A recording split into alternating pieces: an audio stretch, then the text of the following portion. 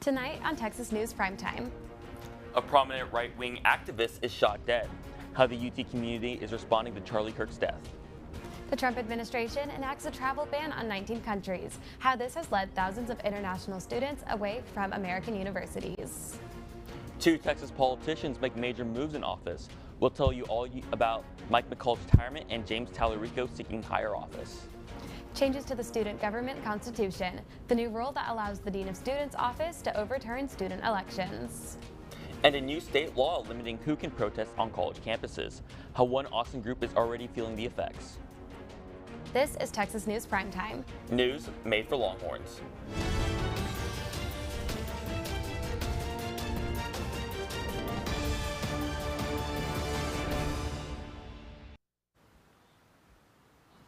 Good evening. For Monday, September 15th, I'm Audrey. And I'm Fong. Thank you for joining us tonight. Conservative activist Charlie Kirk was killed last week while speaking to a crowd at Utah Valley University. The suspect's motive remains unknown. Kirk was the co-founder of the conservative political group Turning Point USA and was renowned as a leader within the Republican Party, especially among its Gen Z wing. A branch of Turning Point USA at UT held a vigil honoring Kirk's legacy, recognizing the lasting impact he left behind. He was amazing at what he did, and something I want to say is even though Charlie's gone, his videos are still here for us to watch. His words are alive. What he did is alive. Charlie's legacy will continue. Charlie kind of ingrained this message in us that America is a very good country. We ought to love America. America is worth fighting for. TSTV News reached out to Turning Point UT, but they declined the chance for comment. Joining us now to talk more about the impact of Charlie Kirk's death, we have Elijah Carl. How are you today, Elijah? I'm doing great, Audrey. So Elijah, tell us, who's the suspect and what was the motive? Yeah, so the suspect in custody right now is a 22-year-old by the name of Tyler Robinson. And with motives, we really have no idea. Law enforcement have not confirmed a motive as of yet, though the governor of Utah, Vice President J.D. Vance, and Deputy Chief of Staff Stephen Miller are all claiming that he is a leftist or holds a left-wing ideology. And what has the discourse around Charlie Kirk been like online? Yeah, so there's been plenty of people making light of Kirk's death or celebrating it, but there are plenty of public figures on both sides of the aisle that are fully condemning it. You have people like former President Barack Obama, State Rep James Talarico, Governor Greg Abbott, and Senator Ted Cruz, all strongly denouncing this act of political violence. So what does this shooting say about political violence in our country? Yeah, so it is another point in a very concerning pattern. Earlier this year, you had Governor Josh Shapiro's house firebombed. After that, you had 2 Democratic politicians in Minnesota assassinated. It is concerning, and it's too early to tell where this is going to go. But Well, thank you for coming on today, Elijah. thank you so much. Earlier today, TSTV News spoke with an officer from UT's Chapters of Students Demand Action, a campus gun control advocacy group, about the impact of Kirk's death on gun violence in the United States. We also shouldn't be ignoring the fact that all of this came down to the fact that they had looser gun laws in Utah. I mean, campus carry is completely legal. It made it very, very difficult to differentiate somebody that's exercising their Second Amendment rights to own a gun, and then through the Utah law, open carry on a college campus, and to differentiate that from somebody who is intending to incite gun violence and to harm somebody. Next week, Primetime will give a closer look on how the UT community is responding to the death of this prominent right-wing figure. Thousands of international students will not be attending UT or other American universities this semester due to a travel ban. Residents from 19 countries seeking visas after June 9th were denied, but many remain hopeful that the ban won't last. The Trump administration says it will enforce the ban until, quote, identified inadequacies, unquote, are addressed. Until then, international students are considering other options for education, as many cite oppression and corruption as reasons for why they want to pursue an education outside of their home countries. Big changes in the tower last week as UT student government released their new constitution. The current president and vice president worked with the Office of the Dean of Students over the summer, making changes without the consultation of the Assembly Board or judicial branch. Among the changes include the Dean of Students now having the authority to overturn rulings of student government elections. The new constitution also includes elimination of funding for executive agencies, which were groups of volunteers focused on tackling issues like food insecurity and women's health. Students will also now only cast one vote for representatives, eliminating the previously used ranked choice format intended to best represent the will of the student body. SD President Hudson Thomas told TSTV that the intention behind the overall changes was to eliminate redundancies. Read more about these changes on our website at tstvnews.com. In a post shared on social media early last week, Democratic State Representative James Talarico announced he would run for U.S. Senate. Talarico, known for his outspoken progressive views, strong online presence, and religious background, will face off against U.S. former Representative Colin Allred and former astronaut Terry Virts for the Democratic nomination. Other Texas Democrats have been rumored to run for the seat, but have not made any official announcements. On the Republican side, incumbent Senator John Cornyn, who has held his seat for over 22 years, has a challenge posed by Attorney General Ken Paxton. Primary election day for both parties will be on March 3rd. In more legislative news, one Texas congressman announced his retirement after an 11-term run. Representative Mike McCall, whose district comprises areas from Austin to Houston, announced his retirement from his post on Sunday, leaving a power vacuum within the GOP's congressional hold. McCall is currently the second longest-serving Texas Republican in the House of Representatives. He chaired the Homeland Security Panel and Foreign Affairs Committee, said he wishes to see a quote-unquote new challenge in the realm of national security. His term expires in January 2027. You may have heard a new Texas law bars who can protest on public university campuses, but you may not have heard about how this is affecting bystanders as well. The Street Medics of Austin, a nonpartisan organization providing medical assistance at local protests, was reportedly told the group is not allowed to be present on UT's campus while providing first aid to a protest held by the Austin Students for a Democratic Society. The law, Senate Bill 2972, prevents non-students from engaging in, quote, expressive activities on college campuses, unquote, including UT. Several student organizations at UT have filed a lawsuit challenging said law, claiming it violates students' free speech. A post made by a UT student group from an anti-Trump rally has grabbed the attention of Texas lawmakers. UT Students for a Democratic Society held the rally on campus 2 weeks ago. Take a look at the post in question. You can see a piñata depicting President Donald Trump split open. UT Young Conservatives posted about the photo on X, calling the students involved communist. Several state representatives also commented on the photo. Republican Tom Alverson called for SDS to be banned and referenced the death of conservative commentator Charlie Kirk. TSTV News reached out to both student groups involved. Neither has provided a response. Last Tuesday, Dr. Melissa McCall, a Texas A&M professor with over a decade of experience, was fired after Governor Abbott and Representative Brian Harrison called for her removal. This followed a viral video of a student confronting McCall during her literature course about gender identity lesson.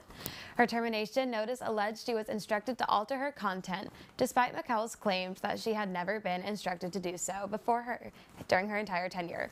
In response to the firing, the Texas chapter of the American Association of University Professors said this not only infringes on academic freedom at A&M, but also faculty's rights to due process, and is a massive overstep by the governor and Texas politicians. Austin police are continuing investigations following the shooting of an officer off of Azzy Morton Road early Wednesday morning. Officers were conducting a curfew check near Zilker when they located a stolen vehicle. According to an APD press release, Officer Adam Reinhardt stayed behind with the vehicle when he was approached by two individuals claiming ownership. After identifying himself as an Austin police officer, the male subject, Brandon Thompson, fired shots at Reinhardt and the other individual present, Kay Smith. Smith has been declared brain dead, and Officer Reinhardt has been discharged from the hospital and placed on administrative leave, which is department protocol. Thompson is being charged with attempted capital murder of a peace officer and burglary of a residence, according to the press release. The Austin serial killer theories have officially been debunked by the Austin Police Department. A study conducted by Texas State University in collaboration with APD has proved that the infamous Rainy Street Ripper is in fact not real. After conducting research on the influx of bodies found near Lady Bird Lake, the study concluded the alleged homicides were actually consistent with drowning frequencies in the area. The serial killer theories were amplified in recent years on social media. However, APD has confirmed the theories are unsupported.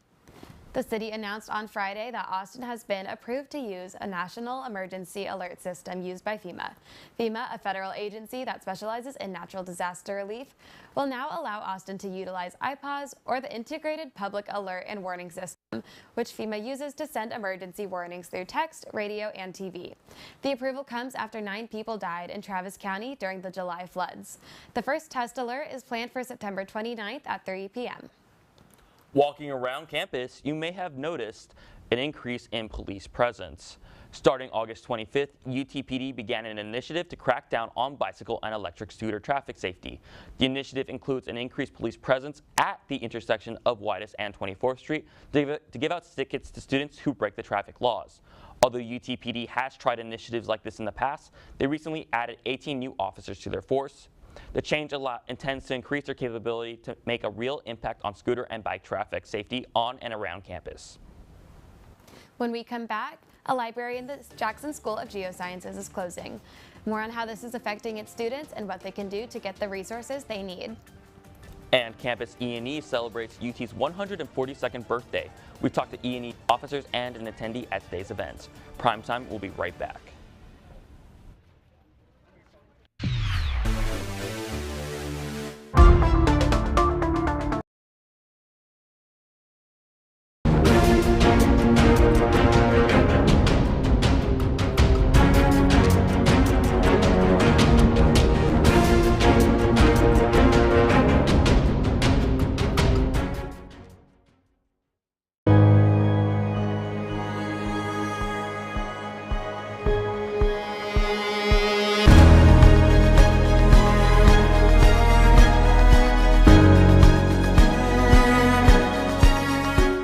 Thirteen of the 48 club sports offered by the university now require students to submit proof of sex assigned at birth. I know deep down they would probably want to stay with the university. No way in hell anybody's going to tell my daughters what to do with their bodies. This state is one of the worst in child education. We can't take it anymore, seeing those scenes. Going to Hillel on Friday night, all my family members kept texting me not to go. There's a huge housing crisis in Austin. Do you have a plan in place to address this issue? Determined to start your day well? We're up bright and early. From the enriching local stories to the weather forecast later in the day.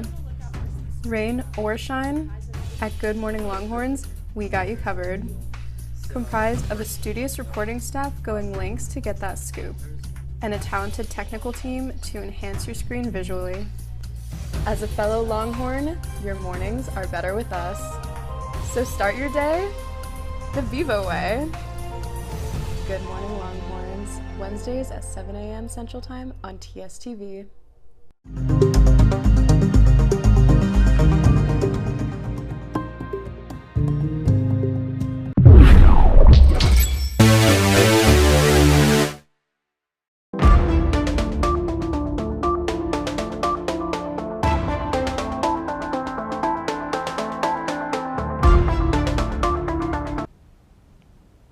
Welcome back to Primetime.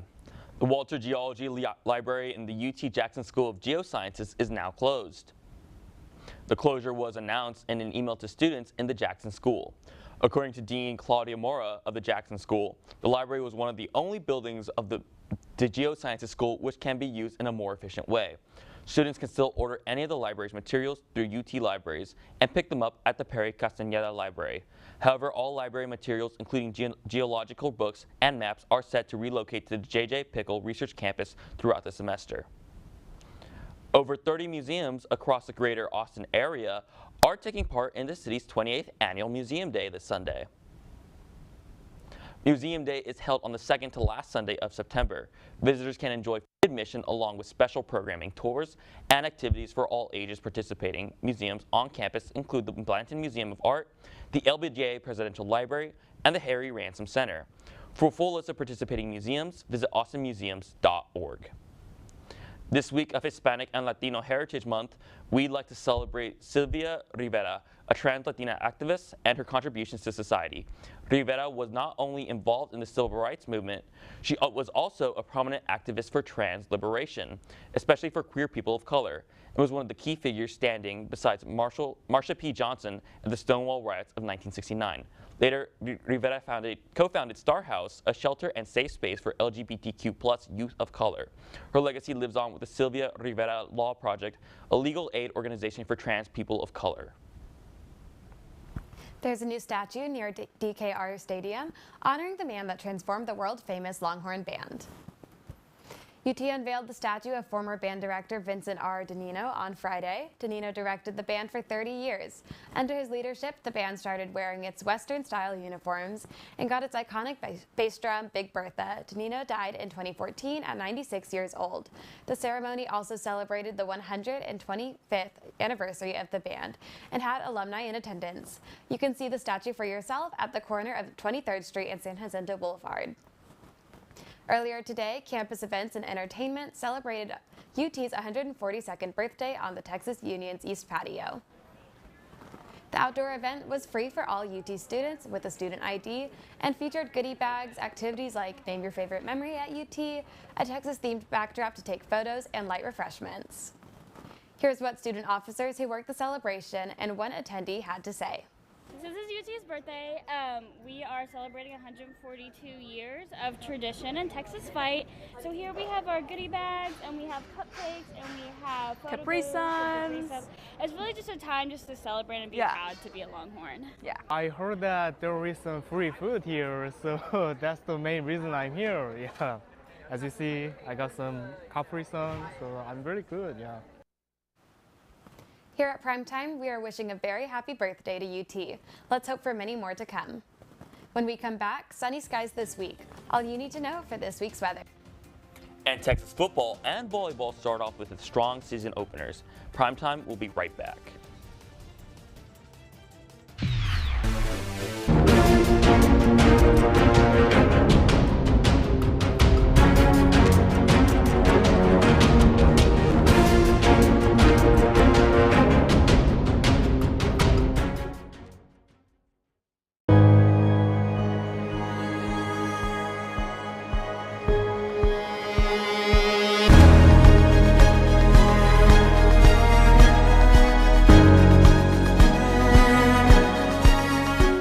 Thirteen of the 48 club sports offered by the university now require students to submit proof of sex assigned at birth. I know deep down they would probably want to stay with the university. No way in hell anybody's going to tell my daughters what to do with their bodies. This state is one of the worst in child education. We can't take it anymore seeing those scenes. Going to Hillel on Friday night, all my family members kept texting me not to go. There's a huge housing crisis in Austin. Do you have a plan in place to address this issue? Determined to start your day well? We're up bright and early. From the enriching local stories to the weather forecast later in the day. Rain or shine, at Good Morning Longhorns, we got you covered.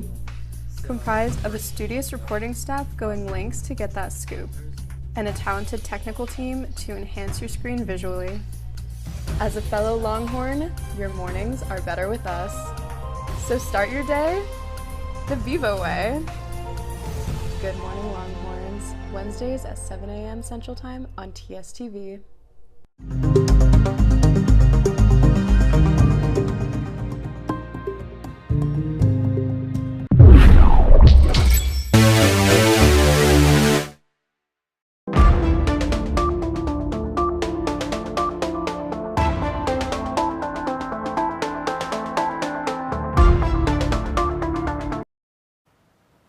Welcome back to PrimeTime.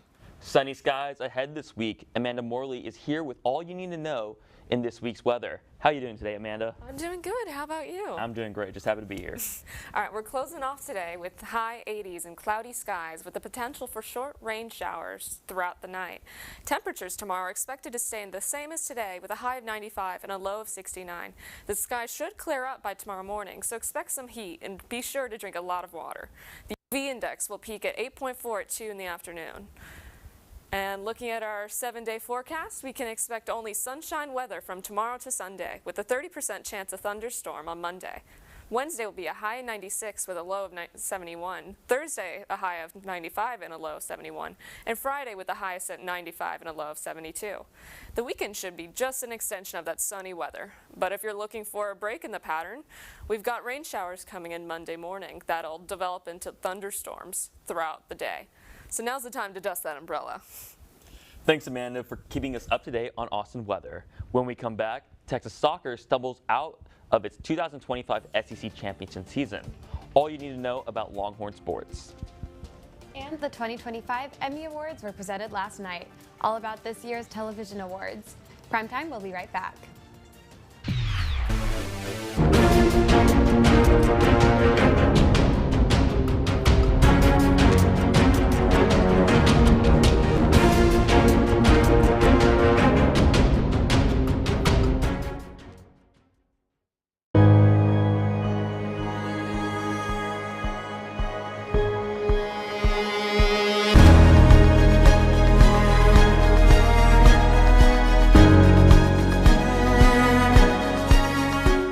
Thirteen of the 48 club sports offered by the university now require students to submit proof of sex assigned at birth. I know deep down they would probably want to stay with the university. No way in hell anybody's going to tell my daughters what to do with their bodies. This state is one of the worst in child education. We can't take it anymore seeing those scenes. Going to Hillel on Friday night, all my family members kept texting me not to go. There's a huge housing crisis in Austin. Do you have a plan in place to address this issue? Determined to start your day well? We're up bright and early. From the enriching local stories to the weather forecast later in the day.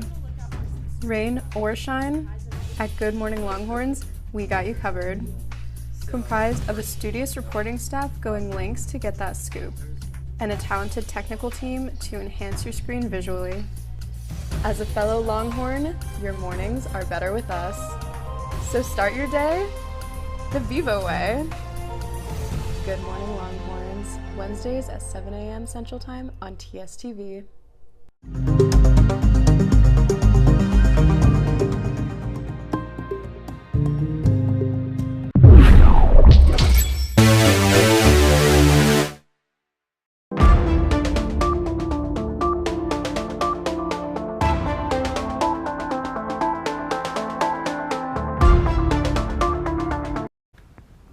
Welcome back to Primetime.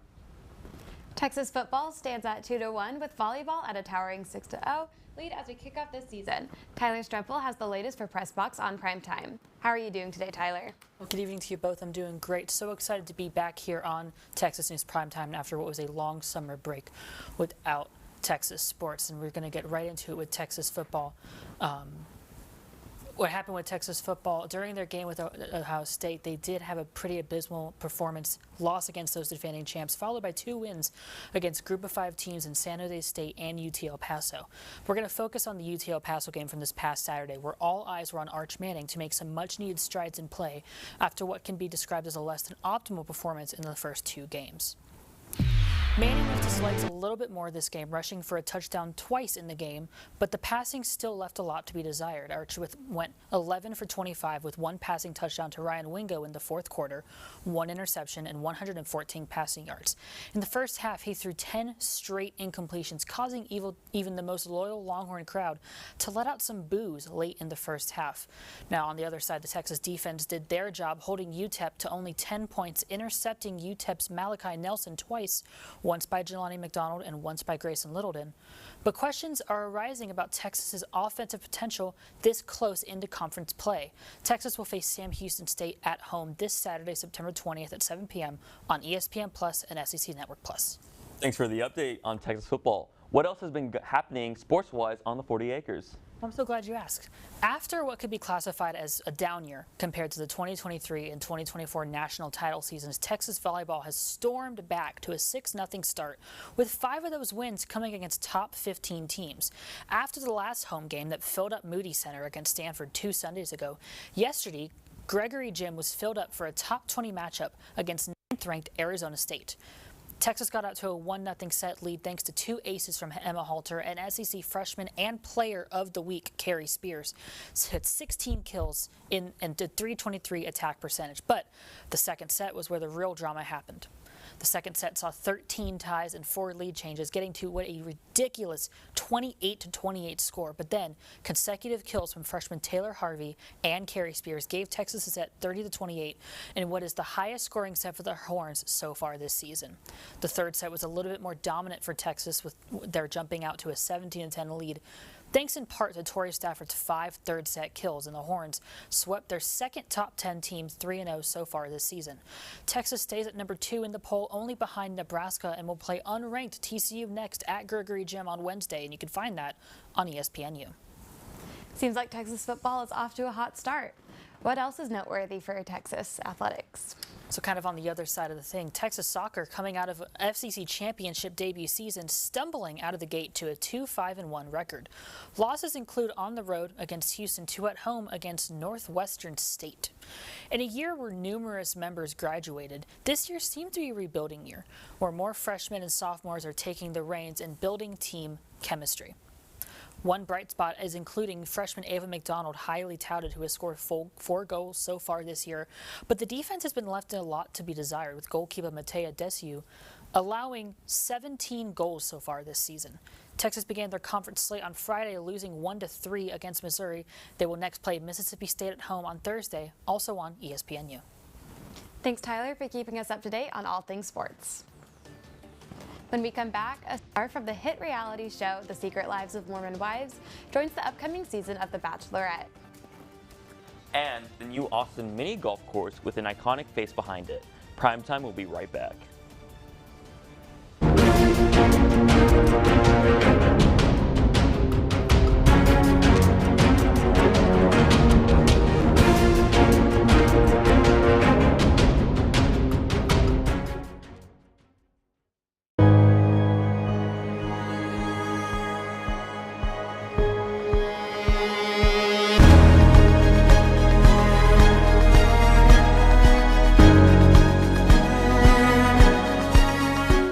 Thirteen of the 48 club sports offered by the university now require students to submit proof of sex assigned at birth. I know deep down they would probably want to stay with the university. No way in hell anybody's going to tell my daughters what to do with their bodies. This state is one of the worst in child education. We can't take it anymore seeing those scenes. Going to Hillel on Friday night, all my family members kept texting me not to go. There's a huge housing crisis in Austin. Do you have a plan in place to address this issue? Welcome back to Primetime. An iconic TV award show and a new mini golf course opens here in Austin. Emmy Adams is here to talk about what you need to know in music, movies, and more. How are you doing today, Emmy? I'm doing well, thank you. I'm happy to be back. The new Bachelorette is returning to ABC for its 22nd season, and its newest star has just been announced. Taylor Frankie Paul, previously known from the hit Hulu series The Secret Lives of Mormon Wives, announced her new role on an episode of Alex Cooper's Call Her Daddy podcast last week. Paul, a mother of 3, says she's looking forward to starting a new chapter of her life following a divorce and the end of a serious relationship. Emmy, have you been keeping up with The Bachelor Nation? You know, not recently, but I'm excited to start watching again. The biggest night in television was yesterday, celebrating the best in TV. The 77th Emmy Awards were held in Los Angeles, with comedian Nate Bargatze hosting the show. The big winners of the night included The Studio, which won Best Comedy Series, and The Pit, which took home Best Drama Series. Limited Series Adolescence won 6 awards, including Best Limited Series. 15-year-old Owen Cooper made history, becoming the youngest male winner for his supporting role in Adolescence. Stephen Colbert also won Best Talk Show to a standing ovation. CBS canceled his late show months ago, with many fans believing Colbert's criticism of President Donald Trump playing a role. Did you watch the Emmys? And if so, what was your favorite part of the evening? You know, I didn't have time to watch, but I have been seeing clips of Lauren Graham and Alexis Bledel's speech, and I'm a big Gilmore Girls fan, so I really enjoyed watching that. A new mini golf course has opened in Austin, and it's owned by the one and only Tiger Woods. Popstroke is a mini golf entertainment venue co-owned by golf legend Tiger Woods and TaylorMade Golf Company. The course opened their first location in Florida in March 2019 and now has 17 open locations throughout the U.S. The Austin location opened September 11th in Cedar Park. They offer 2 18-hole courses, a sports bar, and a full-service restaurant. Have you been to Popstroke yet? You know, I haven't, but I'm looking forward to trying it out soon. Well, thank you, Emmy, for filling us in on all of your pop culture needs. That's your Monday briefing. For more before our next show, be sure to follow TSTV News on social media. And be sure to check out our website at tstvnews.com. Signing off, I'm Audrey Itz. And I'm Kai Fong. From all of us here at TSTV News, thank you for watching. Now go out and change your world. Determined to start your day well? We're up bright and early. From the enriching local stories to the weather forecast later in the day. Rain or shine, at Good Morning Longhorns, we got you covered.